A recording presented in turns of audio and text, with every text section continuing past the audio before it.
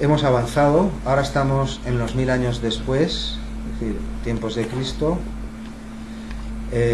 y el libro que he pasado antes, el de Arístides Quintiliano, está aquí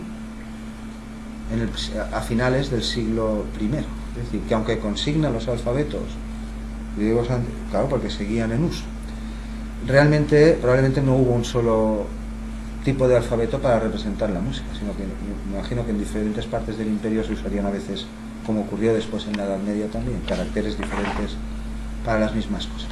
Lo que se ilustra aquí quizá es menos denso, pero por aclararlo, esta es la parte que veremos con el Hydraulis. Se han dejado esquemáticos. Ubaldo ya saben quién es, Guido también. Adelmo es un monje que cita Organum Paralelo en el siglo VII.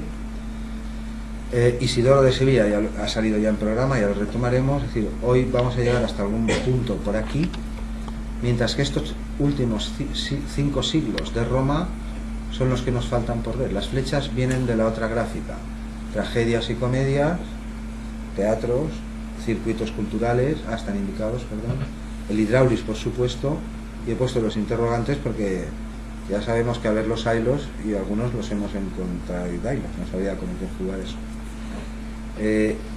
Este señor representa siempre un cantante, no lo es, pero lo escogimos en la clase de los conciertos, quienes estuvieran se acordarán, lo escogimos para representar, cada vez que hablábamos de cantantes poníamos esta figura. Aquí encima lo que se indican son las 10 persecuciones de cristianos y corresponden a estos pequeños fragmentos en rojo. Eso es lo que hay que entender. Es decir, que no es que empezaron a perseguirlos desde aquí hasta aquí, ahora hablaremos un poco más. Ni que se acabaran tampoco interrumpidamente, pero las persecuciones censadas, que sabemos que existieron, ocurrieron en tiempos de Nerón durante estos años, pero no durante estos.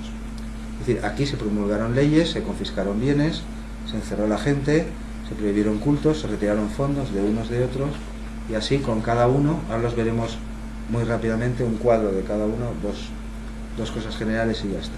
Mientras que el verde indica la reacción cristiana.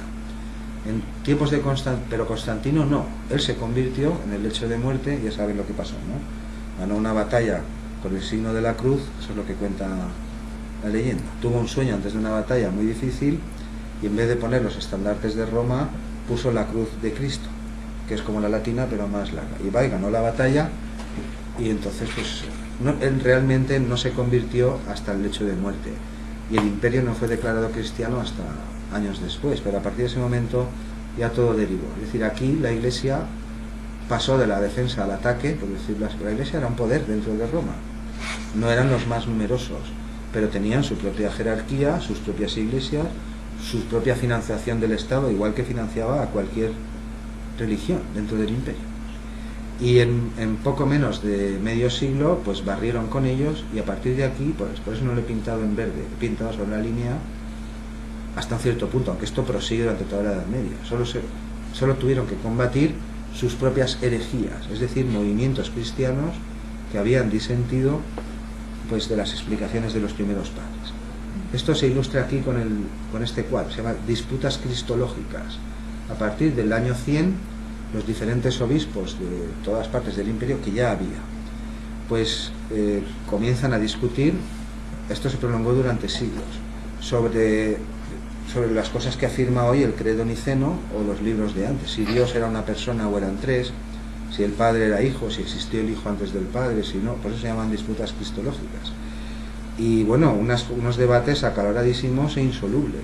Es decir, el obispo de Cartago y sus feligreses y toda su provincia pues tomaba una postura, o que la Virgen no era virgen, cosas así.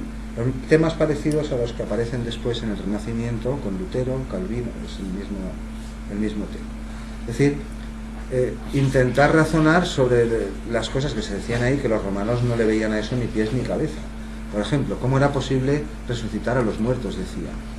Y los que han sido despedazados por las fieras, y los que han sido quemados, y los que se han hundido en un naufragio, ¿cómo van a volver aquí dentro de no sé cuánto tiempo reencarnados en su propio cuerpo? No solo los cristianos, los paganos y mucha gente, filósofos de todo tipo que hubo por doquier, miles. Durante siglos pues debatieron sobre estas cuestiones. Que decir, el cristianismo no fue una religión que fuera tomada muy en cuenta por los paganos, por los romanos, porque veían muchas incoherencias ahí. Decían, ¿cómo es posible las cosas que cuentan, por ejemplo, de su muerte? Y si era un dios, ¿por qué se encarnó en un hombre mortal?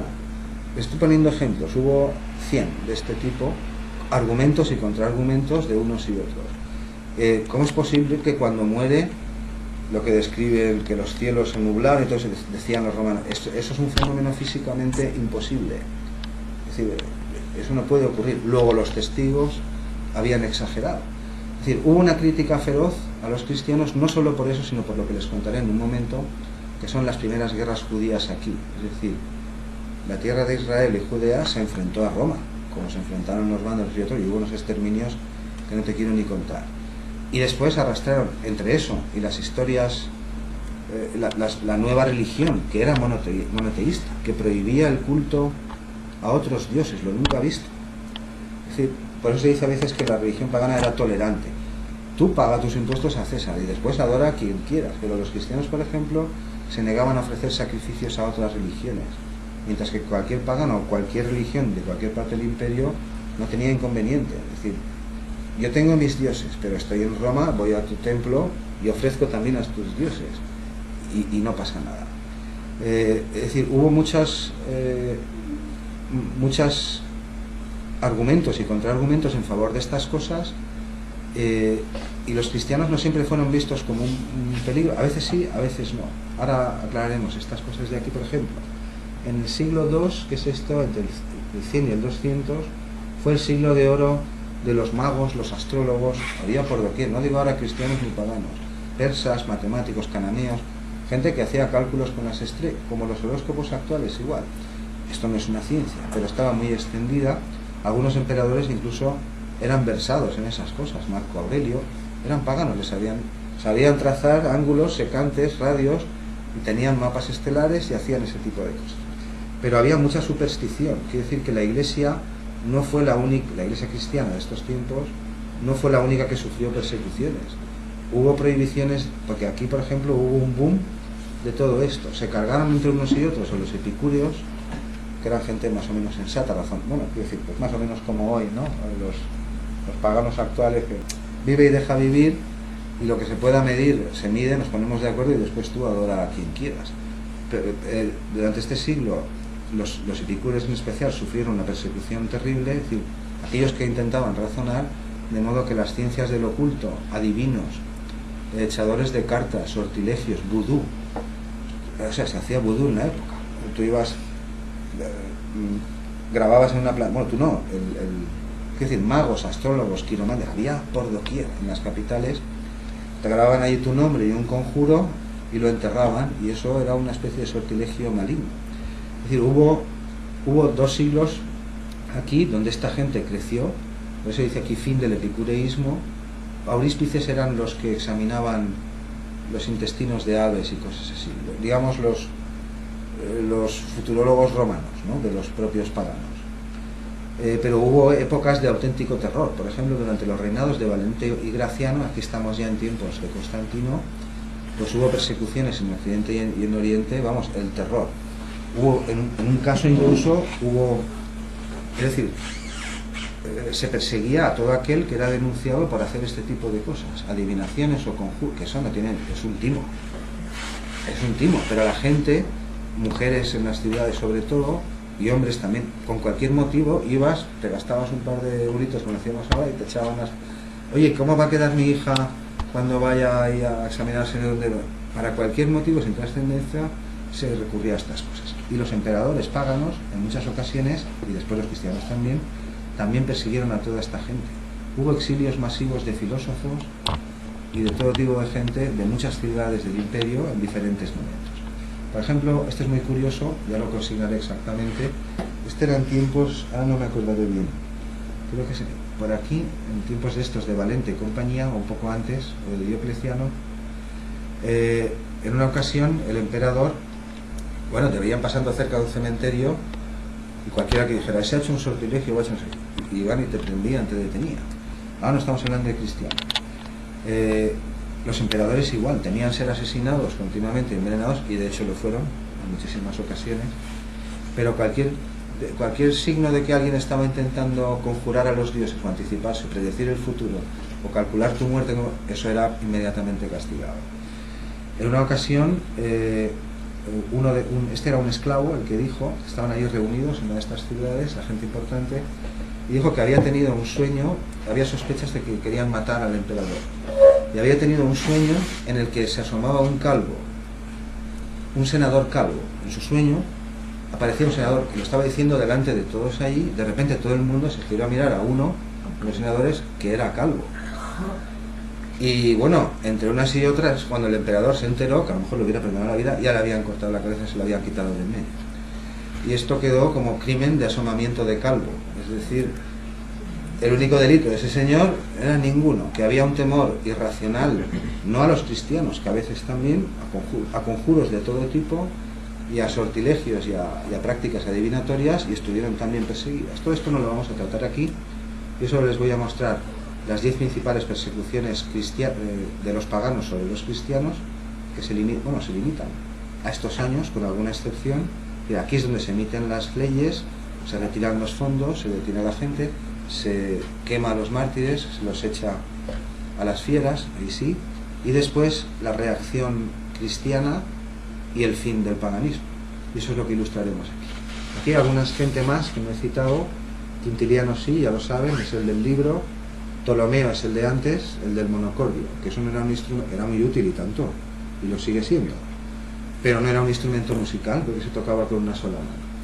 Tertuliano, que a partir de él sí que comienzan las críticas de los padres de la Iglesia contra la música y contra los instrumentos, y también se indican estos en morado, que son obispos que en un momento u otro durante la vida del imperio disintieron de la postura oficial. La postura oficial es la del credo niceno, así lo llamamos. En el 325 hay un concilio en Nicea donde los católicos, los actuales católicos, pues ganan y a la larga son la corriente dentro de la Iglesia que quedó y es la que tenemos actualmente. Los protestantes son otra rama, la Iglesia copta es otra rama que se extinguió siglos después, los armenios son otra rama que todavía hoy siguen, son todos cristianos, pero no siguen la fe de Nicea, el credo que se reza actualmente. Pero aquí estaba diciendo, por ejemplo, Tertuliano y otro que se llama Orígenes son los dos únicos padres de la Iglesia que no fueron santos, no se les ha hecho santos. Ahora les contaré por qué, que van a salir en un momento. Y aquí, esto que se ve aquí, esta columna, bueno, estos no hace falta que los comente, el año que viene sí que haremos, si sigo aquí, confío que sí, haremos una clase solo para lo que después se llaman herejías. Y tienen que entender lo que son movimientos cristianos que están en desacuerdo con Constantino o con el obispo de Roma o con la corriente que es la dominante en la Iglesia, son declarados herejes, perseguidos, incluso ajusticiados. El primer ajusticiado ejecutado por herejía por la propia Iglesia es Prisciliano, que era de aquí, creo que era de Galicia o por ahí. ¿Que de qué iban las disensiones? Pues de las disputas cristológicas que ya las he descrito, la naturaleza de Dios, la naturaleza de los santos, todas esas cosas, y una muy importante que se prolongó durante siglos, la tuvo que combatir Agustín y siguió, lo que se llamaron los lapsi o traditores. Los lapsi o traditores fueron todos aquellos cristianos con cargos, por ejemplo sacerdotes, que durante las persecuciones accedieron a ofrecer sacrificios a los paganos, porque eso es lo que te obligaban las autoridades. Es que este es cristiano, decía, aunque no fuera sacerdote. Entonces venía un oficial, tú tenías que hacer el rito pagano delante de él, para que viera que no tenías pruebas. Es que los cristianos se negaban, por ejemplo, a hacer eso, a oficiar los ritos de los paganos y de otros cultos, decían que todo eran ídolos menos el suyo, se negaban a hacer el servicio militar y a empuñar las armas, y por eso muchos fueron mártires. Bueno, por eso y por más cosas, pero es que, claro, eran vistos como un peligro en muchas zonas del imperio porque crecieron en número, crecieron en influencia, se colocaron bien, fueron ocupando puestos en la jerarquía de la administración por todo el imperio. Bueno, al final, fíjate si no, se hicieron con el control de todo, pero eran mal vistos porque los acusaban de impiedad, es decir, sois impíos porque no dejáis que los demás adoren a sus propios dioses. y cosas así. La impiedad no es como se entiende hoy. Hoy lo vemos desde otra, o parece que lo entendemos de otro modo. Pues todos estos son así: Nestorio, Pelagio, Donato, el famoso donatismo. ¿Cuál era el otro motivo de pugna que duró muchísimo? Pues eso, los lapsio traditores, de donde viene la palabra traidor, significaba los que se han equivocado en aquella época, los que han errado. Eran todos aquellos cristianos que habían cedido. Entonces unos decían que desde ese momento ya no podían impartir misa, ni bautizar a otros, ni ordenar. Y esto fue un auténtico cisma, el cisma donatista, el de Novaciano y otros muchos. Es decir, la Iglesia católica, no la actual, en aquellos tiempos, la Iglesia nicea, que era la que controlaba Roma y el mayor poder, decía que sí, que aunque hubiesen sacrificado a los dioses paganos, pues se les volvía a admitir y podían seguir oficiando sin más. Y los otros, donatistas, novacianistas y otros, que decían que no, que había que volverles a ordenar, volverles a bautizar. Esto fue un motivo de cuando digo conflicto, digo muertos por las calles, rebeliones y al final la intervención imperial, claro. Pues esto no lo vamos a ver hoy en detalle, aunque veremos 3 o 4 de estos padres, lo poco que dijeron. Y aquí creo que ya no me dejo nada más, está todo expuesto. Podemos pasar adelante. El Imperio Romano de Oriente, por supuesto, sigue. Podemos pasar adelante. El Imperio Romano de Oriente, por supuesto, sigue. El que cae es el de Occidente. Esto es la Biblioteca de Alejandría, el fin de la Escuela de Atenas en el 529, y Ambrosio y Agustín, que ya diremos algo más sobre ellos. Sí, perdón, digo, ¿qué me estoy olvidando? El famoso epitafio de Sequio, que lo había aludido. Este es el Terón, ¿se acuerdan? Los 2 organitos de antes, de Pompeya. Y este es el famoso epitafio de Siquilos, que aparece también en el programa. Ahora lo vamos a ver con más detalle, para que entiendan dónde está situado. Es contemporáneo de Quintiliano, mientras que el fragmento de Eurípides y el alfabeto es 5 siglos atrás. Aquí lo tenemos. Es una inscripción griega en mármol sobre la tumba de la esposa de un tal Sicilio. Se encontró cerca de Trayes, esto es en Anatolia, en Turquía. Aquí, en este teatro, se pintó una de las escenas más famosas de la antigüedad. Un tal Apaturius de Alabanda pintó una escena de teatro tan real, que se la hicieron borrar. Pues ahora la borras y la pintas otra vez. Si teclean estas cosas en Google o en el canal, pues las pueden poner. Aquí vemos, es griego, la inscripción es griega. Aquí ven lo mismo. Esto es la letra de la canción, del epitafio, y estos signos que hay entre medias es la notación musical. Aquí lo vemos, porque es una columna, claro, circular. Aquí lo vemos desplegado y aquí vemos la transcripción. Bueno, es un epitafio, tampoco se puede esperar. No, depende, si estuviéramos en el Caribe actual, saben cómo hacen allí los entierros. Va una banda de jazz detrás tocando, vamos, y bebiendo, no voy a decir peor que Fallas, pero toman la muerte de otro modo. Quiere decir que tampoco se puede esperar ahí, depende, si eras muy poderoso, por ejemplo los romanos en sus funerales, en las procesiones, sobre todo en los funerales, tú ya no estabas, pero lo habías pagado y tu familia se preocupaba. Tú allí podías representar en la procesión de tu entierro hasta una tragedia entera, si querías. Si lo pagabas, si tenías suficiente dinero, allí había músicos, actores, una especie de drama de tu propia vida, o algo así. Quiere decir que sí, en este caso es una línea melódica, abarca un ámbito de octava, tiene un aire ciertamente modal, pero eso es lo que hay que entender, es un epitafio, no es una canción de mesa, ¿no? Después de un banquete para lo que venga después.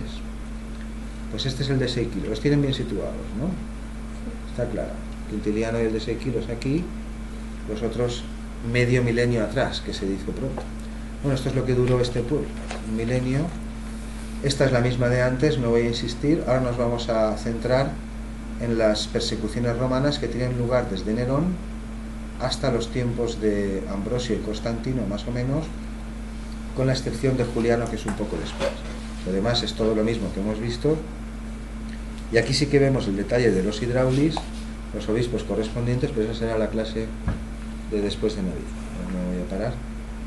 El Terón, y esta que no había aparecido antes es Lutatia Lupata. Es una estela, que esa sí que la citamos los martes, una estela funeraria que se descubrió en el 56 en Emérita Augusta, en Mérida, y es una adolescente estudiante de la UD que muere muy joven y su profesora le dedica esta estela, y lo sabemos por la inscripción que está ahí abajo, y está tañendo un laúd donde se ven 4 cuerdas muy gruesas, pero hay 7, o sea, hay 4 nodos arriba y 3 detrás que parecen representar pues o bien 7 cuerdas o 3 órdenes dobles y una prima o un bordón, no se sabe. En el canal está, quiero decir, es un objeto en español encontrado en Hispania, perdón, en Lusitania, porque Mérida pertenecía a Lusitania, descubierto hace más de medio siglo, al que no le hace nadie mucho caso, pero bueno, ahí está. Para que entiendan que estamos a 3.000 kilómetros de la capital del imperio. Al sur, Cádiz es la segunda ciudad más importante en algunos momentos del imperio también, y hay circos, y hay teatros, y hay músicos, y hay escuelas de laúd, y hay laudistas, y hay de todo. De hecho, cuando encontramos un sarcófago, hay muy poquitos, pero cuando hay uno que la figura central de la tapa del sarcófago, del lateral, es una laudista o un laudista, se cree que el difunto era laudista, claro, romano, composible, si no, no puede pagar el ataúd, o romano. Bien, pues todo este detalle ya lo veremos más adelante. Vamos a ver muy rápidamente, insisto, fue una época muy compleja, un imperio muy vasto, una sociedad igualmente compleja, y en 20 minutos dar un repaso, pues no, esto no tiene nombre tampoco, es como hacer los cursos que hago, ¿no? En 80 horas, que es lo que dura un curso, pues tú me dirás. Pero que tengan una idea general de lo que ocurrió, esto no tienen que recordar, claro, no os voy a preguntar si Domiciano fue el de la tercera o fue el de la cuarta, esas cosas no os voy a preguntar, pero para que situemos a los personajes en su posición correcta. Antes de empezar en tiempos de Julio César, o en torno al año 0, tiempos de Nerón, hay que observar algunas cosas. El reino de Israel o de Judea no son el mismo, se separan después, pero digámoslo así, igual que los griegos estaban del año 1000 hacia atrás, la Edad Oscura, pues esos también estaban. Y fueron reinos en ciertos tiempos poderosos. Por ejemplo, Salomón, el primero que construye el templo, vive en torno al año 1000 antes de Cristo. Pero está aquí esta transparencia para que entiendan lo siguiente: durante toda la historia antigua, antes de Cristo, estos pueblos que vivieron aquí, samaritanos, judíos, israelitas, hebreos y otros, fueron pueblos pisoteados, porque lo que ocurría era lo siguiente: aquí estaba el gran faraón de Egipto, desde el 2000 y el 3000 antes de Cristo, y aquí estaban los hititas, los cananeos, los babilonios, los mesopotámicos, también desde el 3000 y 4000 antes de Cristo. Y durante diversas épocas de la historia, esto no hay más que moverse un poco y uno lo puede comprobar, pues cuando el reino de Egipto estaba fuerte, o al revés, cuando estaba débil, pero para ganarte el favor del pueblo emprendías una guerra, o el enemigo estaba débil porque tú te enterabas, pues te ibas a saquear Mesopotamia, y viceversa. Ocurrió no una ni dos, sino bastantes veces durante los 2 últimos milenios antes de Cristo. Isaac Asimov tiene una buena colección en Alianza Universidad, libros de bolsillo sobre estas cosas. Tiene uno que se llama, creo que Los Hebreos, son libros que son fácilmente localizables, y ahí se detallan todas estas cosas. Pues, pero claro, para que entiendan lo que pasa. ¿Por dónde pasaban? Pues por aquí, porque esto es todo desierto. Y no sé, un ejército de 30.000 egipcios, no sé si con egipcias, me imagino que las imprescindibles, irían ellos a la guerra, y al revés, un ejército de 40.000, cuando le pasa un ejército de 40.000 con sus carros y sus caballos, ahí no queda nada. Pasaban por aquí, que era la franja fértil, pues igual que es hoy. Es decir, que desde la más remota antigüedad estos pueblos pues fueron, pues no sé si pisoteados o no, en los interregnos de estas invasiones, pues se formaban unos reinos más o menos menores, más o menos independientes, y así tiramos. Hasta que Salomón, en torno al año 1000, y otros, David, su padre, y otros, pero esto igualmente pertenece al reino, no voy a decir del mito, pero sí de esos escritos antiguos que no hay forma de datarlos con precisión, pues consiguió aunar todo lo que hoy se llama Judea, Israel, Palestina, etc. Y fue un reino ciertamente muy poderoso. Aquí lo vemos ilustrado en tiempos de David, Estos son ilustraciones artísticas, no tiene maestría, pero fue una corte muy poderosa porque recibía impuestos y donativos de muchas partes. Por ejemplo, la famosa reina de Saba, ahora lo veremos ilustre. Este de aquí es Caravaggio, que se hace pintar, él es Caravaggio. Se hace pintar decapitado por David como Goliat porque le persiguen. En el curso primero algo hemos contado de algo parecido. Es decir, tiene un duelo en una ciudad, no recuerdo en cuál, él vive y el otro muere y las autoridades le ponen en captura. Entonces se va moviendo de corte en corte por Europa, de noble en noble, y va a pintar. Y en un cierto momento se hace un autorretrato ofreciendo su cabeza, creo que la Inquisición, la que le persigue, no estoy seguro. Estos son retratos artísticos de Salomón, no tiene más teoría. Este es un cuadro que ilustra el famoso templo de Jerusalén, que ahora cuando empecemos con las persecuciones, de entrada lo arrasan 2 veces, pero ahora todo se andará. Es decir, un reino poderoso al cual se cree que, según el Corán, ¿dónde está la reina de Saba? Ah, es esta, perdón. Es esta, David, digo, ¿dónde está la reina de Saba? Es que lo he cambiado al final uno por otro. Este cuadro ilustra la visita a la reina de Saba, que es también una reina mítica de antes del año 1000. Se supone que de un reino etíope, por ahí por el cuerno de África, también muy poderoso, que la cita también el Corán y otras tradiciones, no solo la Biblia. Según el Corán, le donó, fue a verle porque Salomón tenía fama de poderoso y sabio. Esta era su fama. Saben que cortó al niño por la mitad, pero así, ¿no? A lo largo se supone. Quería cortarlo. Bueno, quería cortarlo, exacto. Normalmente yo me paso media vida pensando que lo cortaba así, no le prestaba atención a la cosa. Para ser justos, un poco de humor negro, no pasa nada. Dice el Corán que le regaló a Salomón 4,5 toneladas de oro, que ya es decir que quería buenas relaciones con Salomón. Y estamos ya a las puertas de las persecuciones para que sepan qué pasó aquí los 200 años antes de Cristo, es decir, en tiempo de los Ptolomeos. En este momento aquí está Egipto, y está el Egipto tolemaico, y están los griegos por aquí. Cartago también todavía existe, está pegándose con Roma, pero aquí hay una sucesión de reyes, pequeños reyes, los macabeos, así los conocen. Es decir, en todos estos territorios el clero, que es la autoridad, está dividido. Están los que son pro-helénicos o pro-Roma, los que son más cosmopolitas, más dados al comercio, y los más radicales, los más conservadores, que son precisamente los macabeos. Esta historia ustedes, si quieren, la pueden consultar por cualquier parte, pero quiero decir, en estos 200 años ya hay muchas revueltas porque quieren ser independientes y en fin, hay algunas matanzas considerables. Tenía una por aquí, a ver si la localizo en un momento. Exacto, desde que Alejandro funda Alejandría, hay un sector que son los Ptolomeos, que estos son projudíos, están a favor de los clérigos, etc. Pero después gobiernan otros que son antijudíos, que son las dinastías seleucidas. Aquí se ilustra la primera guerra judía y aquí la segunda. Esto es en tiempos de Nerón, él es Nerón, lo vamos a ver en un momento. Aquí se ilustra la segunda guerra judía en el 130 después de Cristo. Este es Adriano, pero esto no son las persecuciones. Lo vamos a mostrar en un momento, lo dejo ahí por la cámara, en un momento lo aclararé. Él es Augusto, él es César, y aquí hemos ampliado los primeros 5 siglos después del año 0.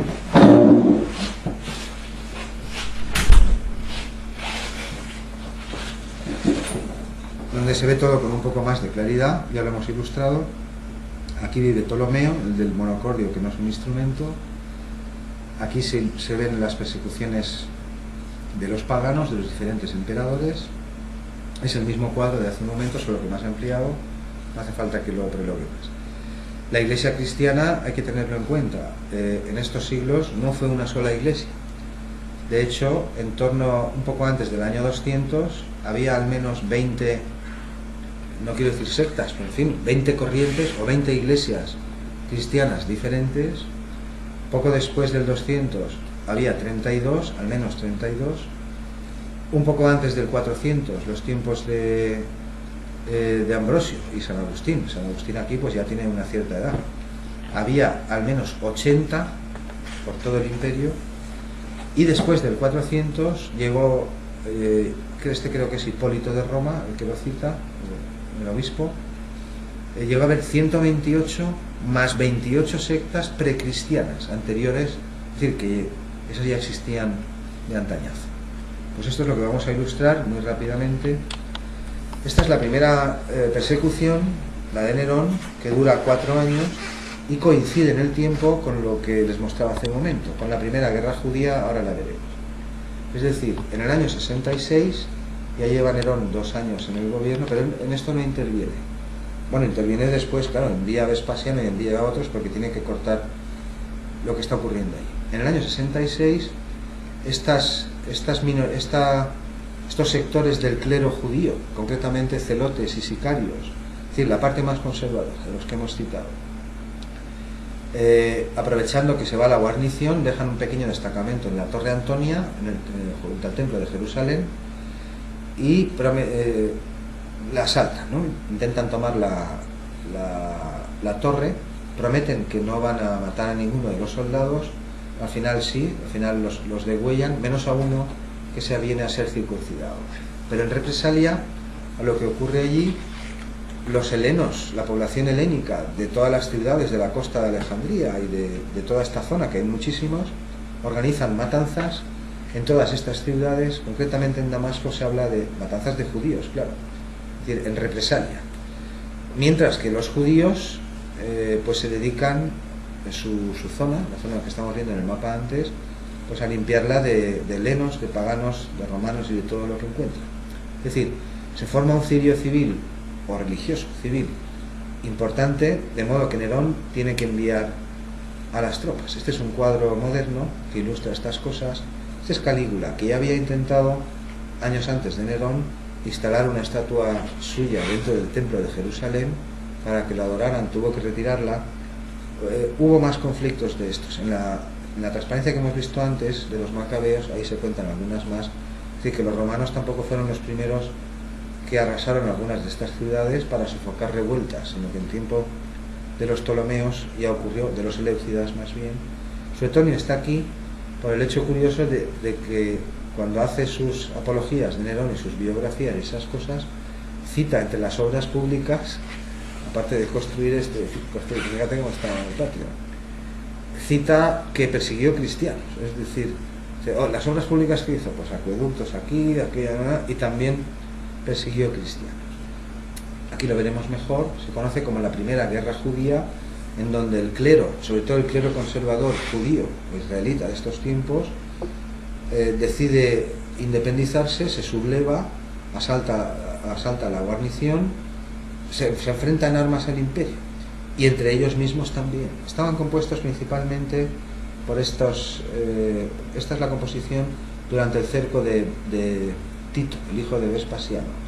Pero el clero al que me estoy refiriendo, es decir, los más conservadores dentro de la organización religiosa de este pueblo, no la romana, que también existía, claro, con sus dioses y sus cosas oficiales, eran los famosos celotes y también los sicarios. Sicario era el nombre que recibían por parte de sus enemigos, y recibían el nombre de sicarios porque se dedicaban a hacer limpieza, sobre todo entre sus propias filas también. Es decir, aquellos que no compartían la ortodoxia o no estaban a favor de enfrentarse a los romanos o de la cuestión que fuera, pues eran apuñalados en las plazas públicas, pero a traición, decimos, al descuido, ¿no? Por detrás, se llama gumía o sica, que es una especie de puñal así muy cortito, pero mortal. Tú por la espalda perforas un riñón y ese señor está muerto.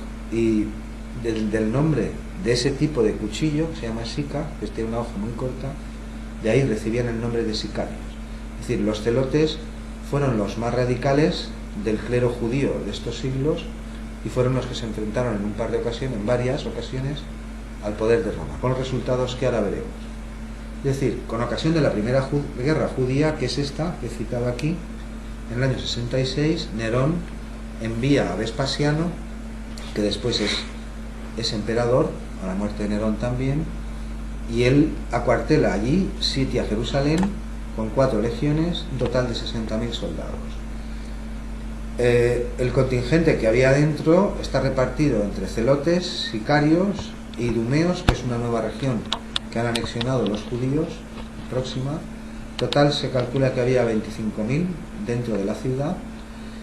Vespasiano sitia la ciudad, está allí un tiempo, pero al final es ordenado emperador, porque muere Nerón, y se va, y envía a su hijo Tito. Bueno, al final Tito asedió la ciudad y acabó, pues previamente, como dice aquí, es decir, de camino a retomar el asedio de su padre sobre Jerusalén, ya había hecho matar a miles de judíos, algunos a las fieras, otros los hacía matarse entre ellos, o los quemaba, etc.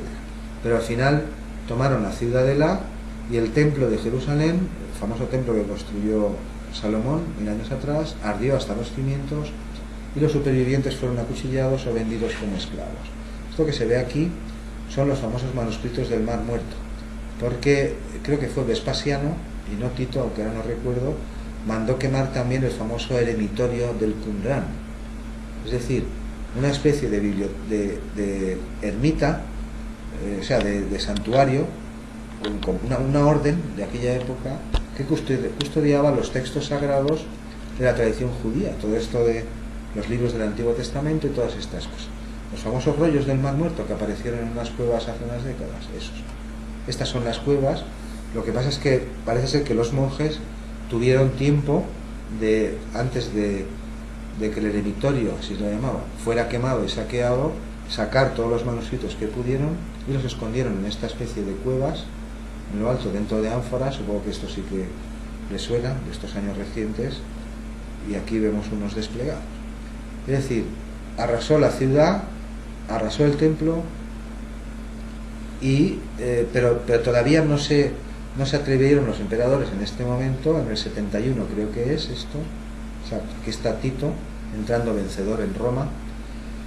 Todavía no se atrevieron a perseguir a la fe judía o hebrea como tal, es decir, sofocaron la rebelión, combatieron con los celotes, limpiaron aquello, impusieron su orden, pero no comenzaron a promulgar nada. En esto consistió la persecución de Nerón.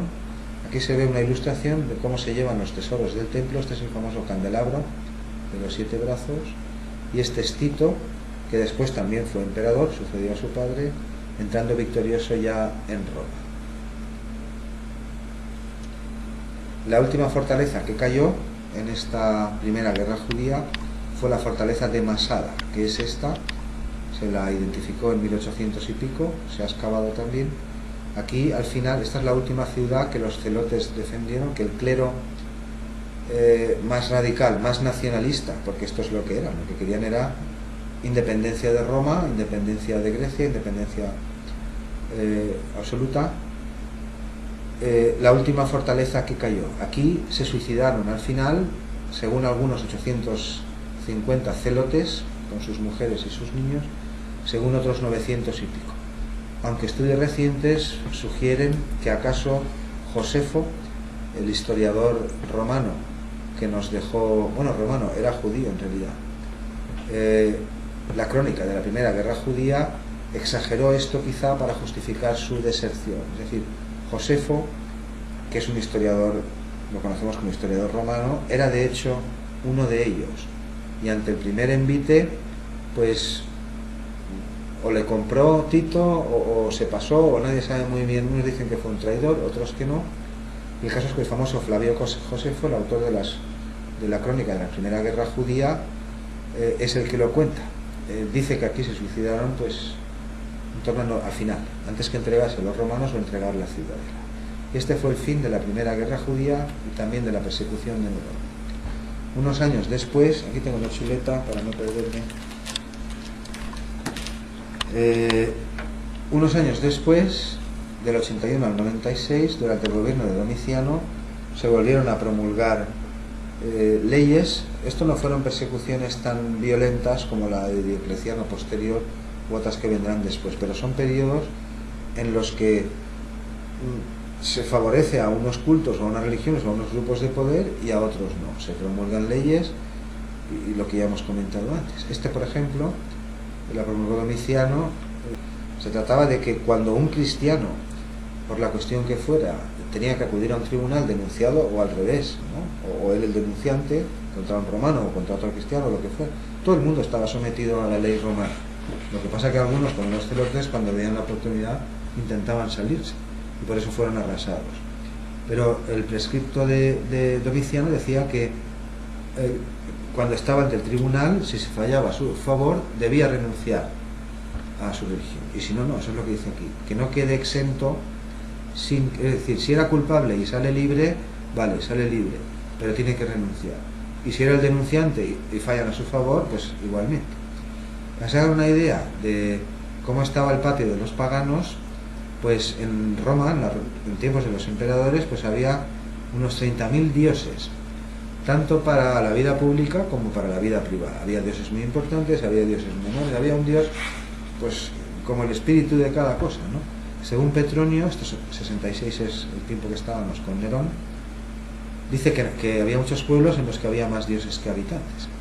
Es decir, la religión antigua, pues había una religión oficial que era la que sostenía las administraciones romanas, pero después había un sinfín de otras confesiones. Creo que en los mejores tiempos de Roma llegó a haber abiertos 6.000 puntos de culto en la capital para todo tipo de confesiones, y que unos tenían templos y otros no, pero había un altar en algún sitio, en las afueras, donde fuera, que tú, que eras el último barrio, el último lugar del imperio, allí podías ir y hacer tus ritos. Estos son vírgenes cristianas antes de ser sacadas al circo. Es un cuadro que ya consignaré. Ahora estamos en el año 100, entre la segunda y la tercera persecución, que es la de Trajano, que duró 2 años. Y esta está aquí porque en estos tiempos Plinio, el famoso historiador, Plinio el joven, era oficial en el ejército al servicio de Trajano y estaba, creo que era por las Galias o por ahí, y le escriben una carta comentándole, dice que los cristianos habían comenzado a celebrar los antiguos ritos judíos, es decir, los de antes de los tiempos de Cristo, que incluían sacrificios animales. Los sacrificios los cristianos los prohíben después de Cristo, pero en el Antiguo Testamento, David y todos estos, ahí se hacían sacrificios, un cordero, lo que fuera, pero después ellos los prohibieron. Pero dice Plinio, en esta carta a Trajano, le pide consejo, porque hay muchas denuncias contra cristianos y él tiene que tomar medidas y tiene que aplicar las leyes. Es decir, las autoridades imperiales en estos primeros siglos no estaban autorizadas a buscar a los cristianos e identificarlos. Esto hay que entenderlo. Es decir, no había leyes que decían que es que tienes que encontrar todos los que hay y depurarlos. No lo podían hacer. Pero si les llegaba una denuncia de que fulano o vengano era o simpatizaba o andaba con, entonces sí que intervenían.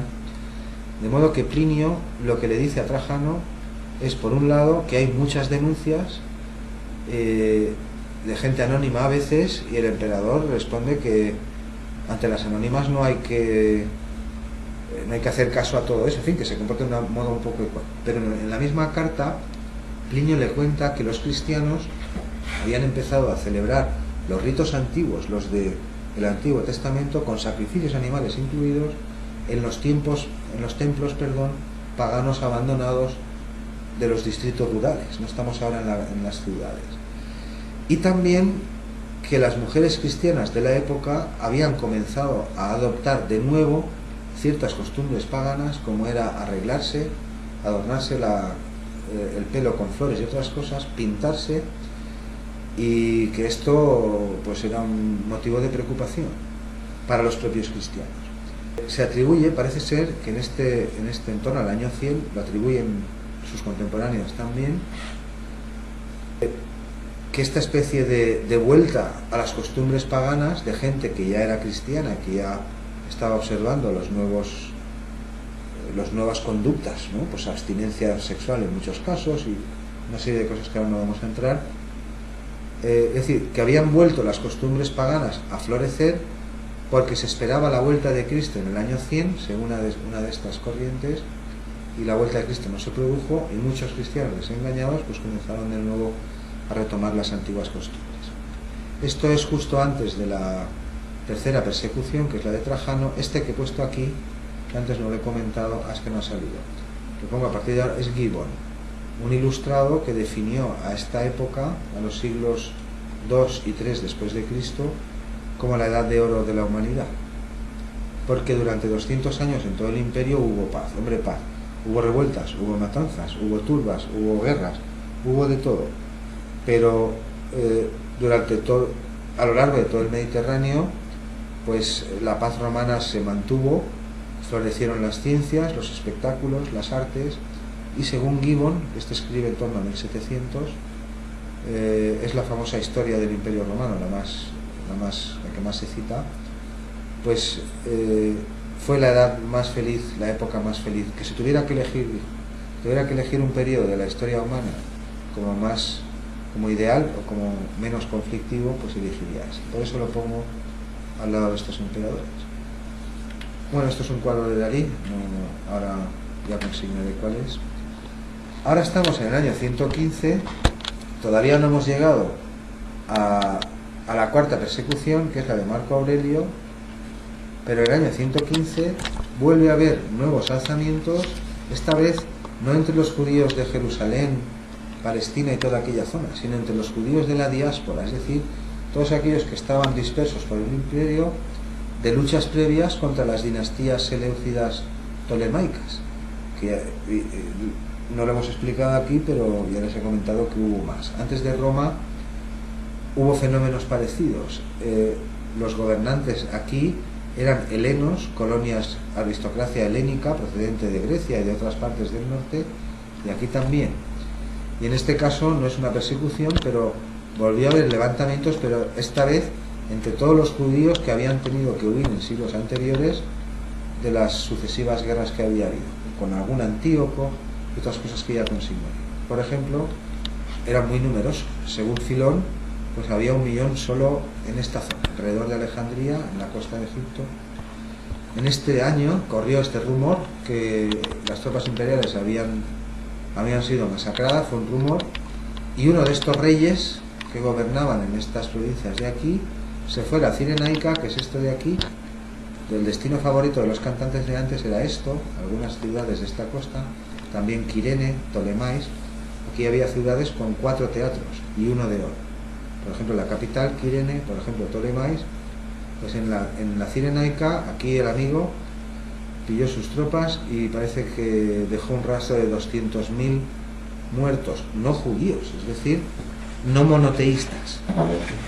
O sea, si son paganos, si son romanos, lo que fuera, pero no monoteístas. Mientras que en Chipre, una isla que hay aquí encima, los judíos también, desde la diáspora, arrasaron la ciudad de Salamina y en total en la isla dieron muerte a 240.000 no judíos. Desde este momento en Chipre se les prohibió la entrada y ejecutaban incluso a los náufragos si se sabía o se sospechaba que eran israelitas. En fin, en el norte de Egipto los combates duraron años y al final el ejército romano, al menos en la zona de Alejandría, parece que exterminó a todos aquellos de procedencia judía. La diáspora entienden lo que es, ¿no? Es decir, ha habido varias guerras anteriores a los macabeos, también durante los macabeos, y con cada vez que un invasor o un poderoso gana o conquista las ciudades o gana la guerra, pues mucha gente tiene que huir. Y un poco después, todavía no hemos llegado a la cuarta persecución, tiene lugar de nuevo un levantamiento de los celotes, de este clero radical, clero ultranacionalista judío. En este caso, pues aquí tienen las cifras. Según Dion Casio, que a veces exagera, según dicen los historiadores, pero por los cálculos que se hacen, Mommsen y otras autoridades actuales dicen que las cifras no son exageradas porque hubo mucho tomate.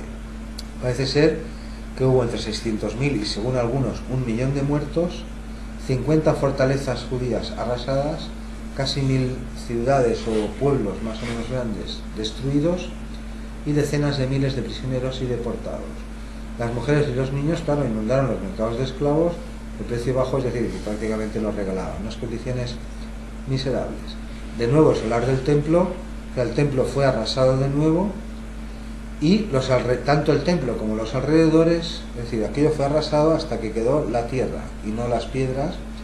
fueron arados con bueyes y por fin los celotes, ahora sí, ese sector radical del clero, fueron exterminados. Aquí sí, Roma ya se dio cuenta, eran los incitadores, eran los que incitaban a la rebelión, un día sí y otro también, en las plazas públicas, y en determinados momentos llevaron a su pueblo a las armas con los resultados desastrosos que estamos viendo aquí.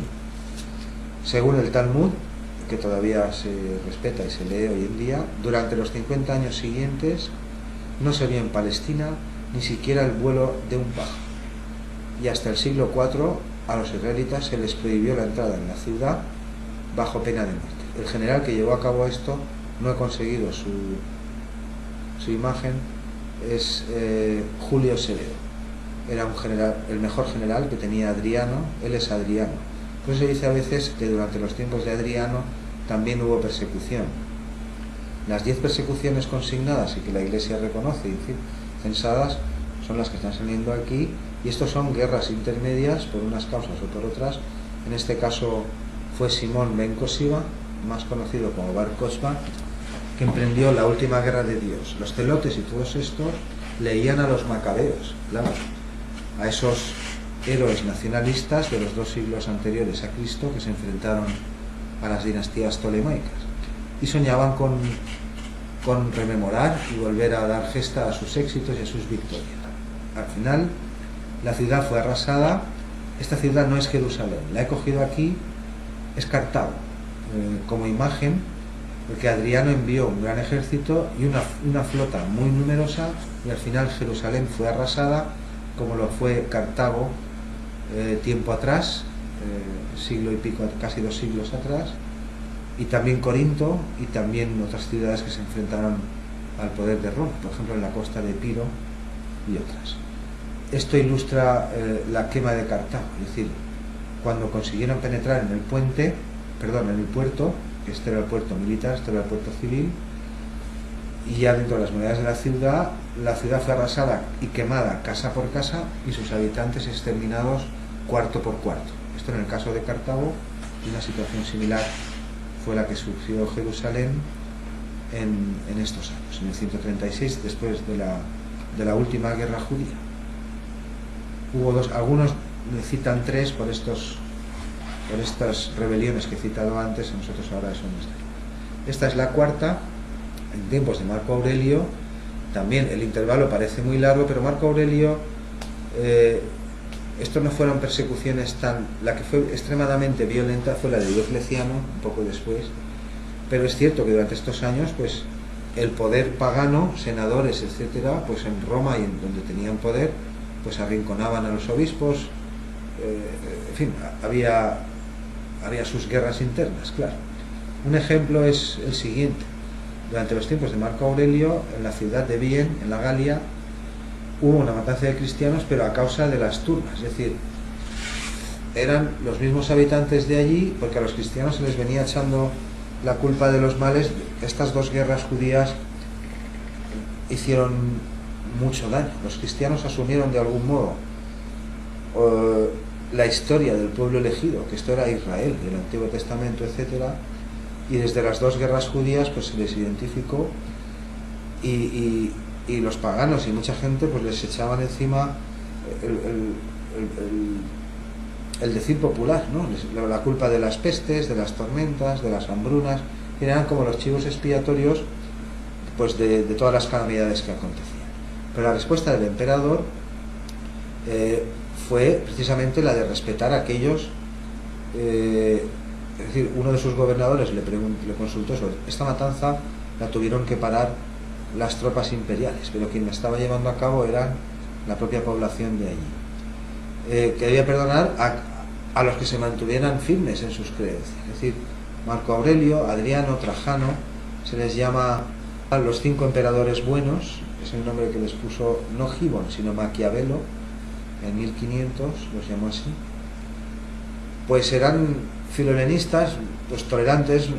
Claro, tampoco van a ir contra las autoridades propias cuando les exigen que persigan a uno o depongan a tal obispo o cierren tal iglesia, pero con frecuencia en estas primeras eran las propias autoridades locales o la propia población de determinadas ciudades las que insistían y apelaban al emperador, de modo que al final, es decir, no era directamente la voluntad del emperador o de Roma la que iba contra los cristianos, pero eran requeridos. Esto ya lo he citado antes, aquí está, pues lo he dicho al revés. Hipólito de Roma es el que cita 32 al final del siglo III, mientras que en torno al 400, los tiempos de Agustín y de Ambrosio, ahí ya no queda casi rastro del paganismo tradicional romano, había 128, además de 28 sectas anteriores a Cristo. Filastro de Brescia es el señor. Aquí estamos en la quinta persecución. Aquí vemos mártires arrojados a las fieras. Aquí se ve lo que hemos ilustrado en alguna clase, como los anfiteatros, todos no, pero los más importantes sí, estaban excavados por debajo y por una rampa salen las fieras. Ella es Santa Cecilia, en un cuadro posterior del barroco, porque fue mártir durante esta época. Es decir, a muchos de ellos se les pedía siempre eso: primero tienes que oficiar a un dios oficial de Roma, y si no lo hace, y ellos se negaban siempre invariablemente, lo mismo que cuando se les intentaba alistar en el ejército, aunque con posterioridad sí que hay cristianos en el ejército, incluso legiones enteras. Esta se ilustra aquí. Esto es Cartago, el puerto militar que hemos visto antes, y esto es Alejandría, porque en estos tiempos, durante la quinta persecución, hubo persecuciones en estas ciudades, también en Roma, también en Corinto, pero insisto, muchas veces instigadas por un sentimiento popular anticristiano. El populacho decía: es que son los cristianos, como son impíos, como exigen adorar a un solo Dios, como prohíben que adores a otros cultos. Lo diré de otro modo, como estaba diciendo antes, en el panteón antiguo, pues los dioses convivían más o menos unos con otros. Había una jerarquía, los más importantes eran los de los romanos, pero después pues todos se llevaban bien. Dicho de otro modo, a ningún dios de la antigüedad se le ocurría para nada ir a convertir por ahí a todos los demás a su fe, sino que cada cual tenía su fe, cada pueblo tenía sus tradiciones y todas eran igualmente respetables. Durante la persecución de Septimio Severo tuvo lugar el martirio de Santa Cecilia, también de su esposo. Hubo otros mártires, y en palabras de Clemente decía que muchos mártires eran quemados todos los días, confinados, es decir, encerrados o decapitados, y que los cristianos pues, no reaccionaban. Aquí tenemos la sexta persecución. Este es Maximino el Tracio, al decir de algunos una auténtica bestia, al decir de otros no. En este caso, las leyes que se emitieron, la persecución se limitó a este año. Se proclamaron algunas leyes contra las autoridades eclesiásticas, porque la Iglesia estaba organizada, claro, tenía propiedades y era un poder, en cierto modo, independiente del poder imperial. Pagaría sus tributos, sus impuestos y lo que fuera, pero había crecido mucho, sobre todo a finales del siglo II, en torno al 200, comenzaron a producirse adhesiones masivas al cristianismo, conversiones masivas, que citan algunos autores, y esto comenzó a preocupar en cierto modo a las autoridades. Los cuadros no le daban mucho caso, ilustran escenas indistintamente, sin atender a la época en que estamos ni a lo que se dice. Aquí se ve un espectáculo, la taurobolia, y creo que era una virgen, pero no necesariamente cristiana, la que corría a cargo del espectáculo. Ya lo consignaré. Aquí tenemos como ejemplo 2 obispos de Roma, que era la sede más importante, pues son ejecutados. Es decir, que persecución hubo, solo que parece que estuvo limitada a las leyes que se emitieron en este periodo. Aquí tenemos a la séptima, en este caso ya sí, este es Decio. La persecución se extendió a todo el imperio. Aquí vemos otro cuadro con cristianos antes de ser sacados al circo. Aquí afuera están o los gladiadores o las fieras o el fuego o algo esperándole. Y aquí lo que se puso de moda fue el libelo. Esto que hay aquí, es decir, Decio proclamó un edicto en el que decía que había que hacer un sacrificio en presencia de un oficial romano, un sacrificio a un dios pagano, esto contra los cristianos concretamente, y al que lo hacía le daban este certificado, y esto se llama un libelo. Si tenías el libelo en regla, sellado por el oficial romano, significaba que tú eras cristiano, pero tú habías oficiado, habías cumplido con la ley. Estos son precisamente los que he citado antes, traditores o lapsi, decían en un principio, aquellos que se han equivocado, que fueron motivo de controversia y herejías durante siglos dentro del seno de la propia Iglesia cristiana. Unos decían que en el momento que habían hecho el sacrificio y aceptado adorar a un dios, a un ídolo, a un dios no verdadero, pues habían perdido toda su condición, bautismo, sacerdocio o lo que tuviera. En el caso de Decio, la opinión pública en general, ya estamos en torno a mitad del siglo III, la población cristiana ha ido aumentando, en este punto creo que son en torno a 6 millones, mientras que a comienzos del siglo apenas son 1 millón. Es decir, sí que hubo un periodo donde la religión se propagó, mucha gente se apuntó, y en estos tiempos de Decio, pues el resto de la población parece que comenzó a valorar la resistencia pasiva que ofrecían los cristianos y que se dejaban matar, que no ofrecían resistencia. Cuando se les detenía, se les encadenaba, se les amenazaba con las fieras si no hacían el sacrificio, o con la cárcel o con la muerte, pero ellos, esto se llama una especie de resistencia pasiva. La población en general pues cada vez fue simpatizando más con esta actitud de los cristianos y condenando la violencia del gobierno. En esta persecución también dio germen, origen a un fenómeno muy curioso, y es que, claro, muchos cristianos huyeron de las ciudades y son los primeros eremitas, y se desperdigaron por los bosques huyendo precisamente, claro, de las autoridades y de las persecuciones. Este es un movimiento que derivó poco después en el famoso ascetismo cristiano, aunque esto ya se venía practicando en Egipto y en estas zonas. No lo he dicho bien, pues ahora estoy viendo la chuleta. En tiempos de Decio, es decir, aquí, a mitad del siglo III, parece que la población estimada de cristianos era 1 millón aproximadamente. No digo judíos, son cosas diferentes. De los judíos hemos hablado antes. Los cristianos son gente que adora a un nuevo Mesías, que es Cristo, a partir del año 0. Y los judíos, celotes y todos estos que hemos visto hace un momento son israelitas, pero que adoran a otros Mesías anteriores al año 0. Cuando decimos 1 millón de población cristiana, estamos hablando no de los judíos de hace un momento, sino de población romana o de donde fuere, de cualquier parte del imperio, que se ha convertido a la nueva fe, a la fe de Cristo. Es decir, aquí eran 1 millón aproximadamente, mientras que a final de siglo, en torno al 300, ahí eran 6 millones. Aquí tenemos la octava persecución. Este es Valeriano, pocos años después. Durante esta persecución, por ejemplo, encontró la muerte, fue martirizado en Novaciano. Este fue uno de los pocos antipapas que hubo, es decir, no reconoció a la nueva autoridad que se había elegido y se hizo ordenar papa por 3 obispos consecutivamente en contra del auténtico papa que habían elegido el resto, hasta que al final un concilio le declaró hereje y lo declaró antipapa. Novaciano sufrió el martirio durante esta persecución, y esto que se ve aquí es una orden de arresto contra un cristiano que se encontró en Oxirrinco. Oxirrinco es una ciudad que aquí no aparece, pero es el mapa más práctico que tenía a mano, está un poco más abajo, en donde se encontraron montañas y montañas de papiros. Todo esto que se ven aquí, que parecen montículos, en realidad eran montones de cestas conteniendo papiros, pues registros de la ciudad, contabilidad, leyes, de todo.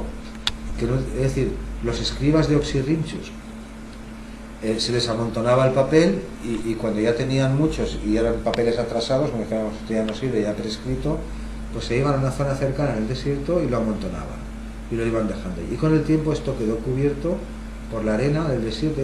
Se quedan que eran montículos hasta que creo que fue en el siglo XIX se descubrió allí una cantidad de papiros enorme, además muy bien preservada, porque al estar cubierto por la arena y un ambiente seco, pues el papiro está fantásticamente conservado. Es decir, sabemos muchísimo del Egipto tolemaico y de todos esos tiempos precisamente por la cantidad de documentos que aparecieron aquí, decenas, centenas, creo que pasan de 100.000. Pues este que vemos aquí es uno en concreto, es una orden de arresto contra un cristiano aquí en esta ciudad, pero no dice la causa de la detención. Es decir, es un documento oficial que se supone que lleva el oficial romano cuando te va a detener, pero ahí no dice de qué se te acusa, pues de cristiano, pues supongo que solo eso. Por ejemplo, durante la persecución de Valeriano, como también en la de Decio y también en las que hemos visto, clérigos, senadores cristianos, senadores que había de todo. Ya en el siglo III la mayoría eran romanos o paganos, o depende de donde estuvieras, pero había senadores cristianos y familias cristianas importantes y ricas ya por todo el imperio. Pues todos fueron obligados a hacer sacrificios a los dioses paganos. Aquí vemos a Marco Aurelio en un sacrificio ritual romano típico, bajo penas de fuertes multas, incluso reducir tu rango, es decir, si eres senador, pues rango, sueldo, privilegios, propiedades, y después incluso al año siguiente bajo pena de muerte. Aquí sí que se están recrudeciendo ya, porque el cristianismo se ha extendido, se ha visto que mucha gente se va convirtiendo, los obispos cada vez tienen más poder, están infiltrados en el ejército también, y es que hay gente en el ejército que es que se niega a combatir, y esto supone un problema de disciplina para el resto de los soldados también.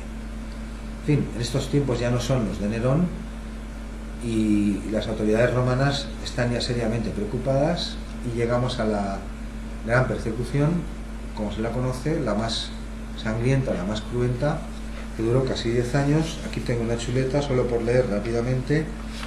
Durante la persecución de Diocleciano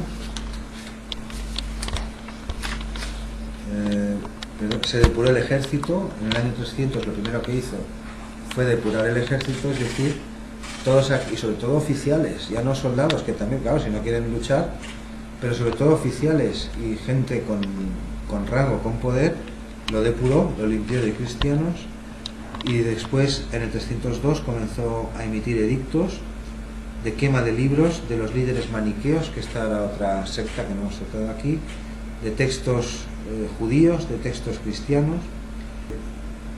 Ordenó cerrar iglesias, ordenó quemar libros, conculcó derechos, redujo los cargos y envió la esclavitud a muchísimos.